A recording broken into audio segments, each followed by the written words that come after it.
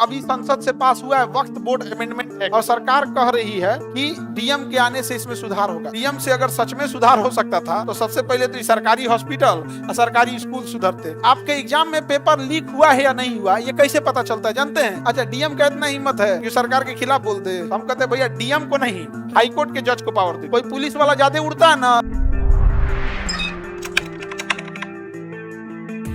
अभी संसद से पास हुआ है वक्फ बोर्ड अमेंडमेंट एक्ट। वक्फ बोर्ड अमेंडमेंट एक्ट में ना डीएम को पावर दिया गया है कि आप इसमें सुधार कर सकते हैं और सरकार कह रही है कि डीएम के आने से इसमें सुधार होगा। तो पहली बात कि सरकारी स्कूल भी डीएम के ही अंदर आते हैं और सरकारी हॉस्पिटल भी डीएम के अंडर में आता है। डीएम से अगर सच में सुधार हो सकता था तो सबसे पहले तो सरकारी हॉस्पिटल और सरकारी स्कूल सुधरते।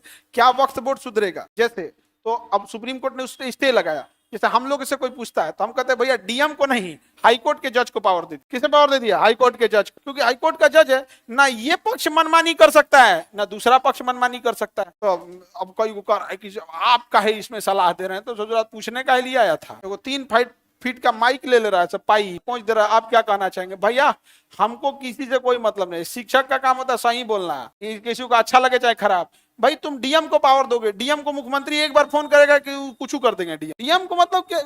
मुख्यमंत्री के पास डीएम मतलब क्या होता है? वेटिंग लिस्ट में बैठे रहते हैं। सीएम हाउस में जाओगे ना 12-25 गो आईएएस रहेंगे सब, तुमको लगेगा ये लोग कौन है। बाद में पता चलेगा 2005 बैच आईएएस, 2006 कोखरी यार, यहाँ तो कोई वैल्यू नहीं है। तो डीएम नहीं, किसको देना चाहिए? हाईकोर्ट के जज, ताकि सच में क्या हो सके, थोड़ा सा ठोस कर बदलाव कीजिए। तो वैसे आप में कीजिए जो सच में बदलाव कर सकता है। नहीं समझे? किसी को दिक्कत? अब आप बताइए, एग्जाम कंडक्ट करते हैं तो आप सोचिए कि आपके एग्जाम में पेपर लीक हुआ है या नहीं हुआ ये कैसे पता चलता है जानते हैं?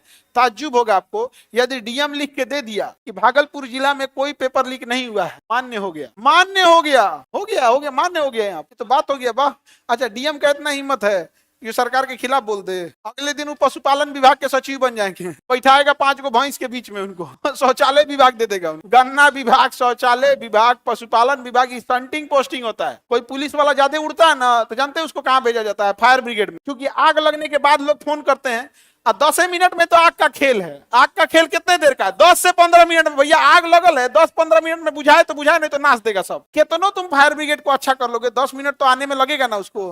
अब फायर ब्रिगेड में आएंगे तो खाली गाली सुन के जाएंगे। बेचारा उसकी क्या गलती है? ऐसा डिपार्टमेंट देगा, उस पर जांच लगा देगा। आपके रहते आग लगा, आप नहीं बुझा पाए, प्रमोशन नहीं डिमोशन। और नहीं तो जानते हो कहां भेजेगा? बीएमपी में, रिजर्व पुलिस। अब देखो जो एसपी रहा होगा जिले का, क्या होगा एसपी, वो कितना उसको पावर हुआ होगा, कितना काम रहा होगा। जिला से जब निकलता होगा तो एसपी साहब उसको कमांडेंट बना के भेजेगा। किस में? रिजर्व पुलिस, बीएमपी में या पीएससी में। वहां जानते हो क्या मिलेगा? लकड़ी की कुर्सी, एगो टेबल और 2 बटालियन फोर्स। सुबह उतरिए, सावधान, विश्राम, दाहिने मुड़ तेज चल। एसपी साहब 1 साल दाहिने मुड़ तेज चल बाएं मुड़ करेंगे ना, हालत खराब हो जाएगा उनका। बाहर निकलेंगे ना, एगो एफआईआर आ रहा है ना कुछ, अंदर रहिए 4 दीवारी के अंदर।